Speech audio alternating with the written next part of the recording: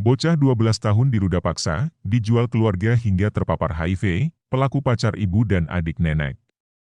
Nasib pilu dialami seorang bocah berinisial J, 12, di Medan, Sumatera Utara. Bocah perempuan itu diduga menjadi korban pemerkosaan dan perdagangan orang hingga terpapar HIV/AIDS. Pelaku diduga adalah pacar sang ibu hingga adik dari neneknya. Tak hanya itu, dia juga diduga dijual ke pria hidung belang. Saat ini, Jia menjalani perawatan intensif di rumah sakit di bawah pengawasan Perhimpunan Tionghoa Demokrat Indonesia, Pertidi, dan Yayasan Peduli Anak Terdampak HIV. Mengutip tribun-medan.com, kisah pilu Jia itu terjadi berawal saat ia hidup berdua dengan ibunya. Kehidupannya berubah ketika pacar ibunya tinggal bersama mereka. Demikian disampaikan Ketua Umum Pertidi David Ang, Selasa, 13 September 2022. Diduga sejak saat itu Jia mengalami kekerasan seksual dari pacar ibunya. Aksi bejat itu terjadi saat sang ibu harus bekerja malam hari. Kehidupan Jia makin berubah setelah sang ibu meninggal saat usianya masih 7 tahun. Jia akhirnya tinggal bersama ayahnya yang telah memiliki istri baru dan 2 orang anak. Di rumah itu, juga tinggal sang nenek berinisial KT dan adik neneknya, Cha. Dari pengakuan Jia, Cha juga pernah melakukan tindakan asusila kepadanya. Tak sampai di situ, karena sang ayah terlilit utang, Jia pun harus tinggal berpindah-pindah. Sampai akhirnya ia tinggal dengan keponakan dari neneknya berinisial Al.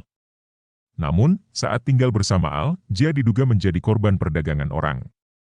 Jia sering dibawa ke salah satu tempat makan di kota Medan. Di sana, Jia dipertemukan dengan pria dewasa dan dibayar Rp300.000. Bahkan, Al turut serta membawa anaknya saat menemui pria dewasa tersebut. Setelah itu, Jia sering sakit-sakitan saat diperiksa terdeteksi HIV di tubuhnya. David Ang mengatakan, dalam penanganan Jia, pihaknya akan fokus pada persoalan hukum dan kebijakan yang dialami Jia, khususnya penanganan kesehatan serta gizi. Dalam penanganan ini, Yayasan Peduli Anak Terdampak HIV juga ikut bersama-sama agar Jia dapat ditangani. Setelah Jia pulang dan ditampung oleh yayasan tersebut, kami akan memperjuangkan hak-hak hukum terhadap Jia dan mengupayakan hadirnya rumah singgah, jelasnya. Polisi lakukan penyelidikan. Terkait dengan kejadian tersebut, pihak kepolisian masih melakukan penyelidikan.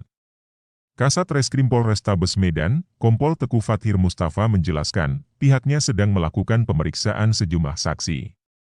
Kami sedang melakukan pemeriksaan para saksi, kemudian kita juga mau memastikan langsung ke TKP, katanya kepada tribun-medan.com, Kamis. Pihaknya juga akan berkoordinasi dengan instansi terkait lainnya untuk bisa mendampingi korban. Termasuk berkoordinasi dengan dokter yang memeriksa korban.